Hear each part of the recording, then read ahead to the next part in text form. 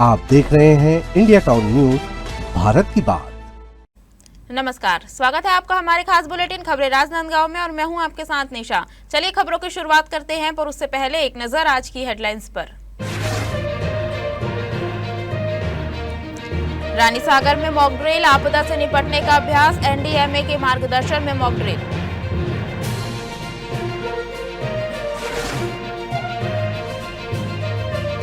पाताल भैरवी शिवलिंग पर बहेगी दूध की धारा, पाताल भैरवी में होगा शिव का दुग्धाभिषेक, विशाल शिवलिंग पर बरसेगा दूध, 22 अगस्त को दिखेगा शिव का विराट रूप। सड़क की जमीन पर अतिक्रमण का दावा, पुश्तैनी जमीन बता परिवार ने किया विरोध, जेसीबी के सामने खड़े हुए लोग, कार्रवाई के दौरान जेसीबी पर पथराव।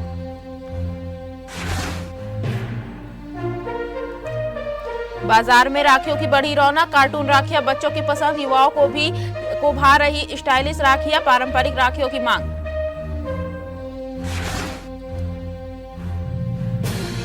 छोटे शहर से राष्ट्रीय मंच तक गरिमा बनी Mrs India second runner up, आत्मविश्वास से राष्ट्रीय पहचान। राष्ट्रीय आपदा प्रबंधन प्राधिकरण नई दिल्ली भारत सरकार के मार्गदर्शन में रानीसागर क्षेत्र में मॉक ड्रिल का आयोजन किया गया। इस अभ्यास का उद्देश्य संभावित प्राकृतिक या मानवीय आपदा की स्थिति में प्रशासन, पुलिस, स्वास्थ्य विभाग, नगर निगम सहित विभिन्न राहत एवं बचाव दलों की तैयारियों को परखना रहा। मॉक ड्रिल के दौरान आपदा जैसी परिस्थितियों का कृत्रिम रूप से निर्माण कर राहत एवं बचाव कार्यों का अभ्यास किया गया। सूचना मिलते ही संबंधित विभागों की टीमें मौके पर पहुंची और प्रभावित लोगों को सुरक्षित बाहर निकालने, प्राथमिक उपचार देने और घायलों को अस्पताल पहुंचाने की पूरी प्रक्रिया का प्रदर्शन किया गया। अभ्यास में आपदा की सूचना मिलने से लेकर रेस्क्यू ऑपरेशन शुरू करने तक की पूरी कार्यप्रणाली को परखा गया। साथ ही आपात स्थिति में विभिन्न विभागों के बीच समन्वय, तत्काल निर्णय लेने की क्षमता और उपलब्ध संसाधनों की उपयोगिता का भी परीक्षण किया गया। अधिकारियों के मुताबिक मॉक ड्रिल का उद्देश्य वास्तविक आपदा के दौरान सामने आने वाली चुनौतियों से निपटने के लिए पहले से तैयार रहना है। ऐसे अभ्यासों के जरिए राहत एवं बचाव दलों की कार्य प्रणाली, संसाधनों की उपलब्धता और विभागीय समन्वय में मौजूद संभावित कर्मियों को चिन्हित किया जाता है, ताकि जरूरत पड़ने पर राहत और बचाव कार्य तेजी से संचालित किया जा सके। छत्तीसगढ़ शासन आपदा प्रबंधन विभाग की ओर से आज पूरे जिले में बाढ़ आपदा से और अन्य प्राकृतिक घटनाओं से जो विपदा आती है उसको तात्कालिक रूप से कैसे उसमें बचाया जाए, इस संबंध में आज राजनांदगांव जिले में रानीसागर में डेमो का कार्यक्रम रखा गया था। भोपाल एसडीएफ से जैसा कि हमें लेटर प्राप्त हुआ था मुख्यालय के माध्यम से कि छत्तीसगढ़ में राजनांदगांव के अंदर एक मॉक ड्रिल का आयोजन होना है, जिसमें बाढ़ और फ्लड को लेकर इस टाइप की सारी प्रक्रियाओं के लिए आदेशित किया गया था। तो टीम के द्वारा यहाँ पे श्रीमान एडीएम महोदय के माध्यम से जो निर्देश प्राप्त हुए थे उसके माध्यम से हमने यहाँ पे मॉक ड्रिल किया, जो कि आपके समक्ष प्रस्तुत था। इसमें बंदों की लाइफ को कैसे अपन सिक्योर कर सकते हैं कम से कम टाइम में, इसका एक छोटा सा अभ्यास था। राजनांदगांव में सावन के पावन अवसर पर भक्ति का एक ऐसा नजारा देखने को मिलेगा जिसे देखने के लिए श्रद्धालुओं की निगाहें पाताल भैरवी मंदिर पर टिकी है। मंदिर परिसर में स्थापित विशाल शिवलिंग का विशेष दुग्धाभिषेक किया जाएगा। आपको बता दें, आयोजन को लेकर तैयारियां पूरी कर ली गई है और मंदिर परिसर शिव भक्तों के रंग में रंगता नजर आ रहा है। संस्कारधानी राजनांदगांव का प्रसिद्ध मां पाताल भैरवी मंदिर, जहां आस्था सिर्फ मंदिर तक सीमित नहीं है बल्कि विशाल शिवलिंग के रूप में भक्तों के सामने एक भव्य स्वरूप लेती है। सावन मास में इसी विशाल शिवलिंग का विशेष दुग्ध अभिषेक किया जाएगा।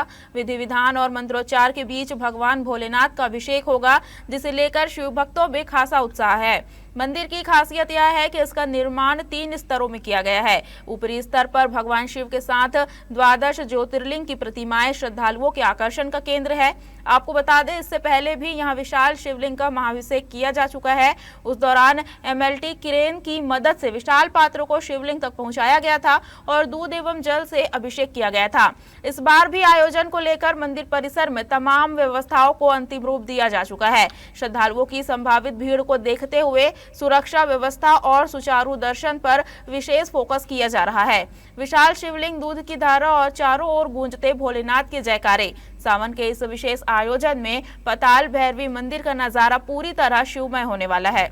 और सावन के इस महीने पे भगवान शंकर जी को भगवान शिवलिंग को जो है वो जलाभिषेक चलाने की प्रक्रिया जो है वो विगत 3 सालों से निरंतर चली आ रही है। इसी तारतम्य में राजनांदगांव के मां पाताल भैरवी दरबार पे जो विशालकाय शिवलिंग है जिसका दूधाभिषेक होना है और दूधाभिषेक के लिए तमाम तैयारियां जो है वो लगातार जारी है और बताया जा रहा है कि ये तैयारी जो है वो अब अंतिम पड़ाव की ओर पहुंच चुकी है।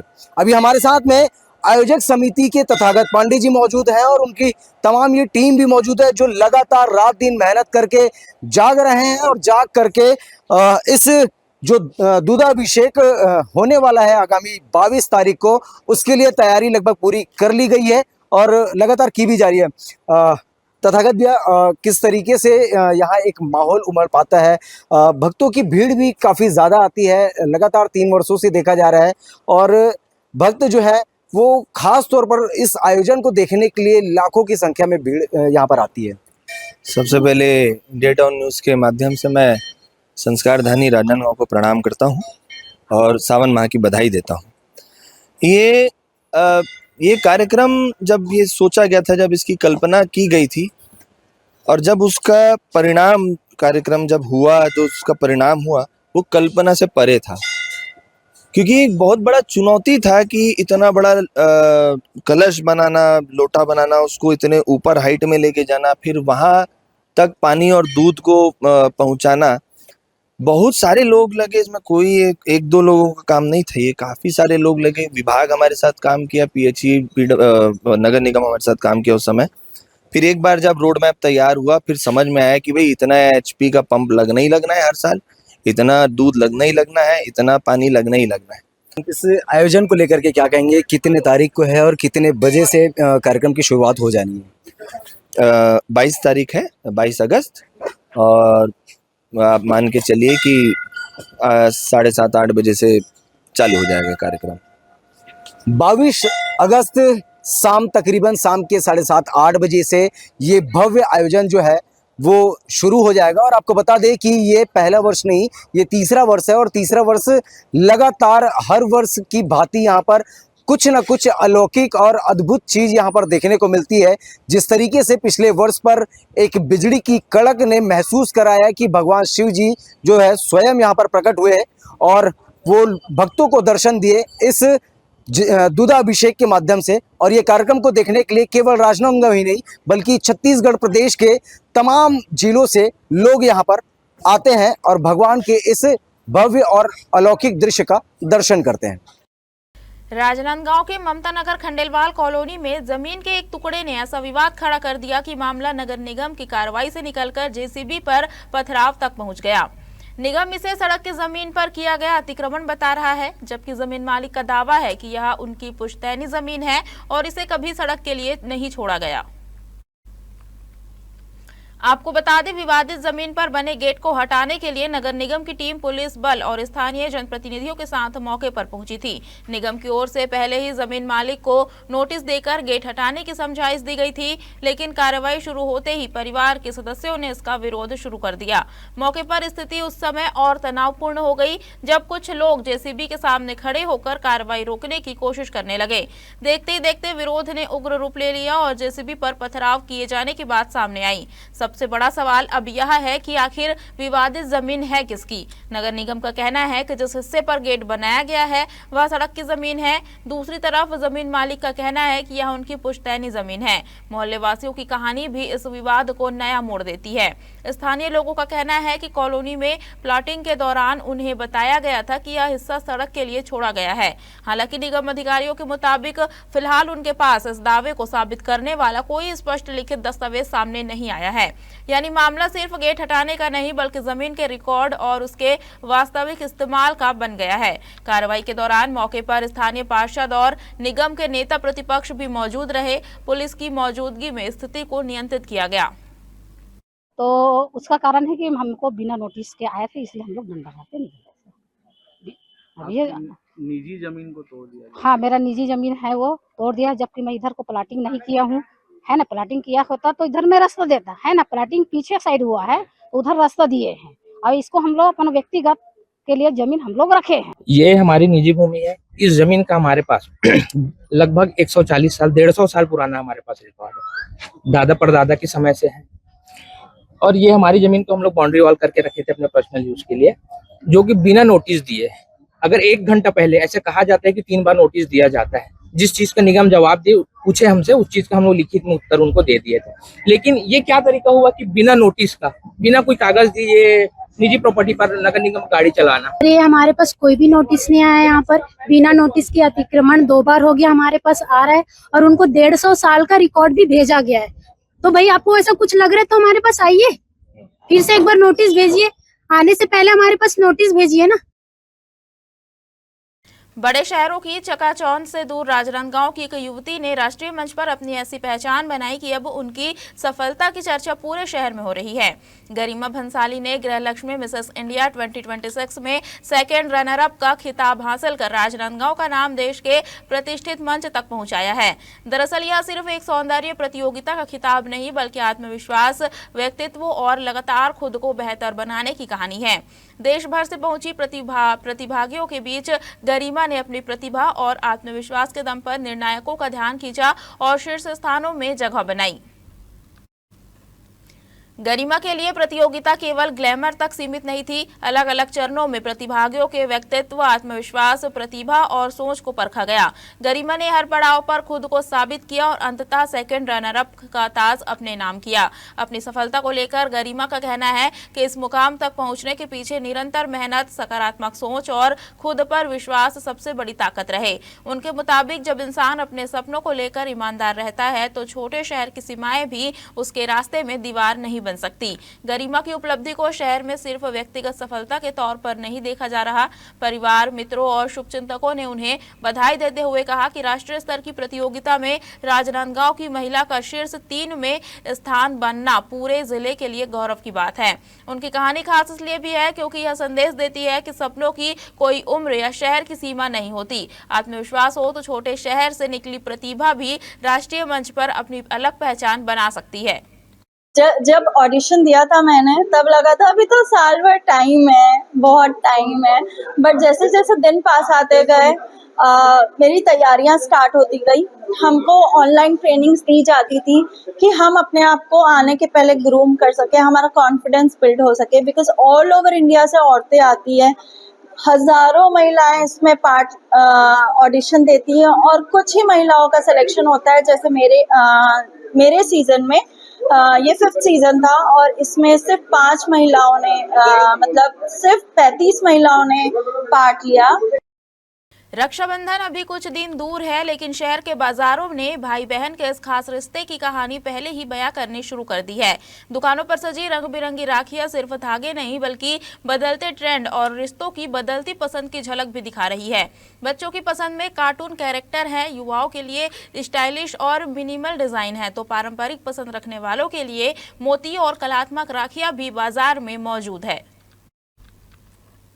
एक तरफ राखियों की चमक, दूसरी तरफ मिठाइयों की खुशबू और बीच में अपने भाई के लिए सही राखी चुनती बहनें। राजनांदगांव के बाजार में रक्षाबंधन की दस्तक साफ महसूस की जा सकती है। इस बार राखियों में भी पसंद के हिसाब से खूब वैरायटी देखने को मिल रही है। बच्चों के लिए कार्टून और फैंसी राखियां आकर्षण का केंद्र है, जबकि युवाओं के बीच सिंपल, स्टाइलिश और ट्रेंडी डिजाइन पसंद किए जा रहे हैं। वहीं पारंपरिक राखियों की मांग भी बरकरार है। खास बात यह है कि राखी के साथ अब बाजार में भाई बहन के रिश्तों को और खास बनाने वाले गिफ्ट पैक भी नजर आ रहे हैं।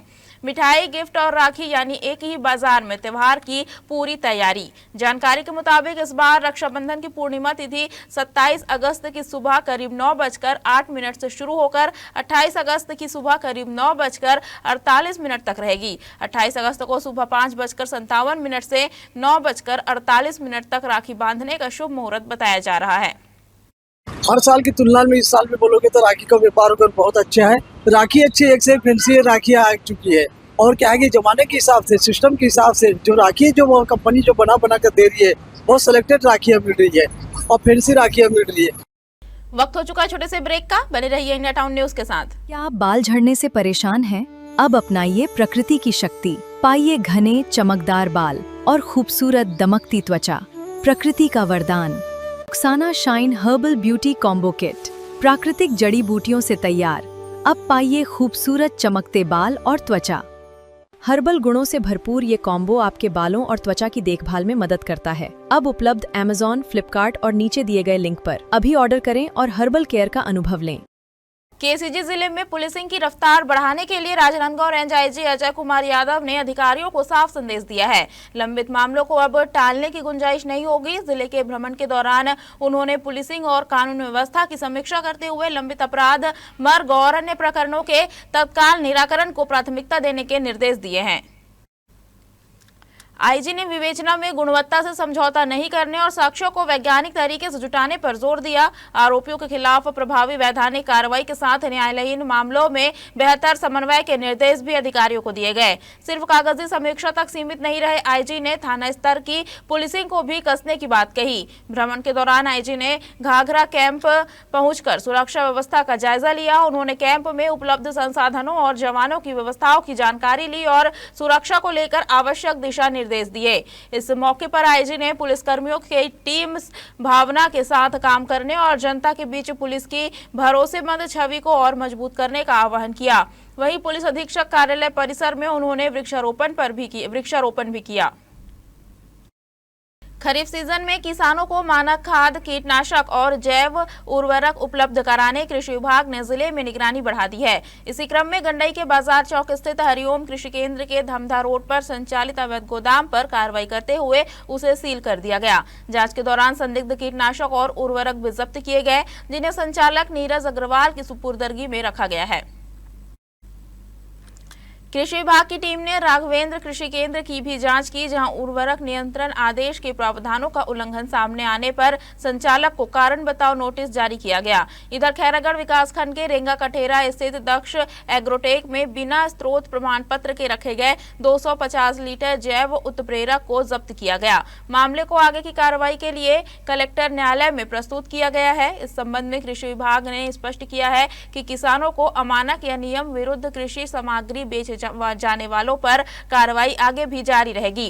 विभाग ने विक्रेताओं को अनुज्ञप्ति की शर्तों का पालन करने और कृषि आदानों का नियमानुसार भंडारण व बिक्री सुनिश्चित करने के निर्देश दिए हैं। जैसा कि आप ज्ञात होगा कि इस वर्ष हम खरीफ सीजन जो चालू होते ही 1 अप्रैल से चालू हुआ, तो खाद की उपलब्धता को सुनिश्चित करने के लिए हमें लगातार प्रयास किए हैं। समितियों के माध्यम से, डीएमओ के माध्यम से, यूरिया, डीएपी, है ना, साथ ही साथ खाद की गुणवत्ता, खाद बीज की गुणवत्ता। और अब जैसे कि आप जानते हैं कि धान का सीजन चालू, मतलब धान की फसल अब हमारी लगभग 82 की स्टेज में आ चुकी है। जिले में केंद्र और राज्य शासन की जन कल्याणकारी योजनाओं को रफ्तार देने प्रशासन ने बैंकों की कार्यप्रणाली पर निगरानी बढ़ा दी है। प्रधानमंत्री सूर्य घर और प्रधानमंत्री स्वनिधि योजना के तहत पात्र हितग्राहियों को समय पर वित्तीय सहायता दिलाने के लिए बैंक अधिकारियों के साथ लगातार समीक्षा की जा रही है।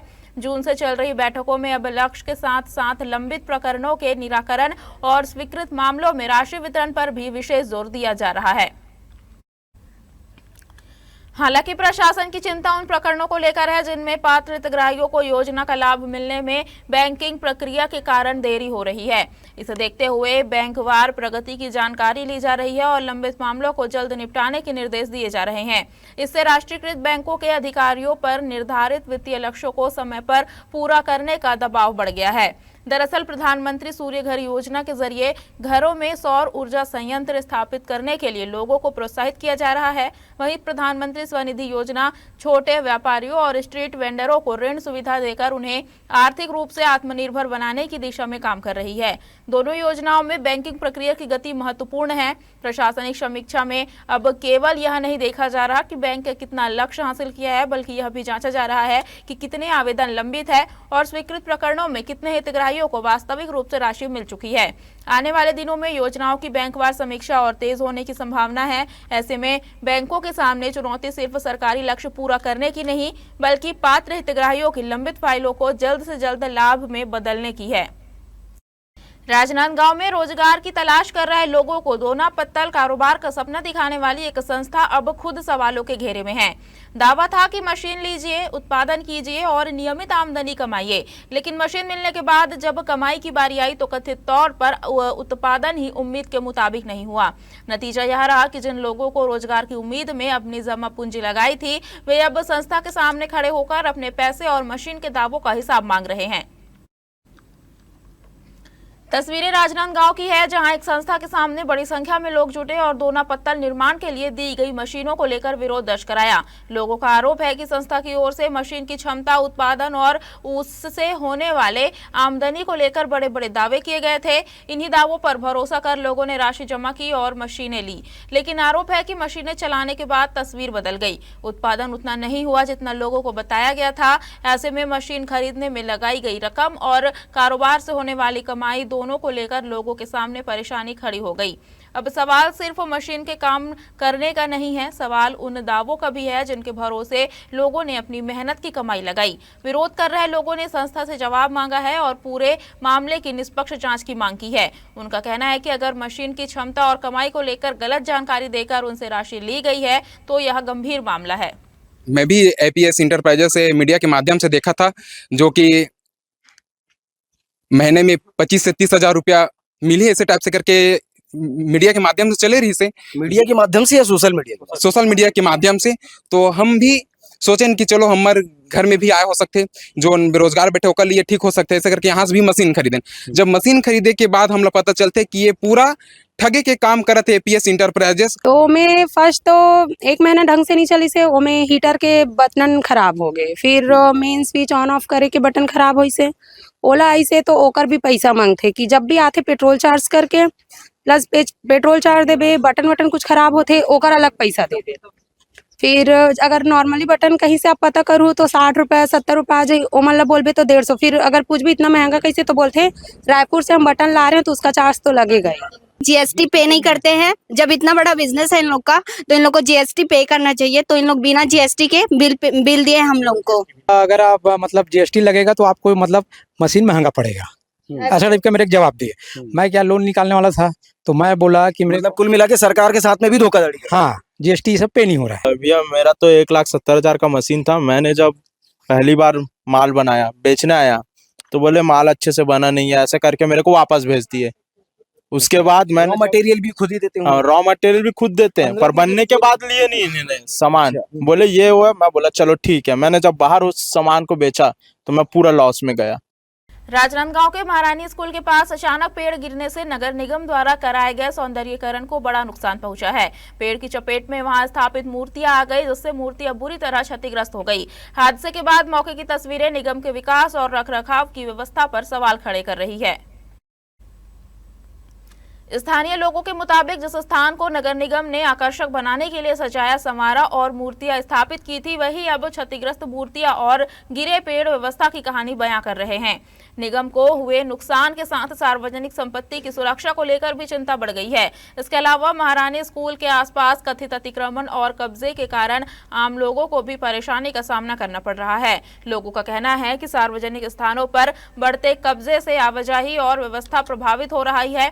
ऐसे में पेड़ गिरने की घटना ने इलाके की व्यवस्थाओं को लेकर सवाल और गहरे कर दिए हैं।